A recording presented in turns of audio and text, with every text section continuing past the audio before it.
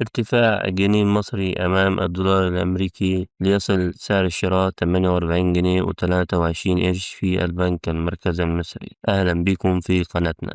النهاردة معانا خبر مهم بخصوص أسعار الدولار قدام الجنيه المصري واللي ناس كتير بتتابعه يوميا، فيلا بينا نشوف الأسعار وصلت لفين. الدولار لسه مكمل نزوله قدام الجنيه النهاردة لحد 17 أغسطس 2025. في البنك المركزي المصري سجل الدولار 48 جنيه و23 قرش للشراء، 48 جنيه و39 قرش للبيع. أما في البنوك الكبيرة زي الأهلي وبنك مصر وكمان بنك القاهرة، السعر وصل 48 جنيه و28 قرش للشراء، بيع 48 جنيه و38 قرش. وفي البنك التجاري الدولي CIB الأرقام كانت أقل حاجة بسيطة، 48 جنيه و26 قرش للشراء، بيع 48 جنيه و36 قرش. وبرضه في بنك الإسكندرية على نفس مستوى الأهلي وبنك مصر كانت الأسعار 48 جنيه و28 قرش للشراء و48 جنيه و38 قرش للبيع. يعني نقدر نقول إن الأسعار في معظم البنوك المصرية متقاربة جدا، مع فرق بسيط في بعض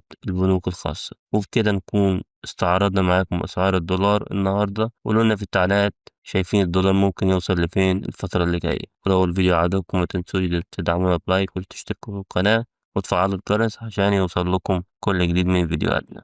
أشوفكم في فيديو جديد. سلام.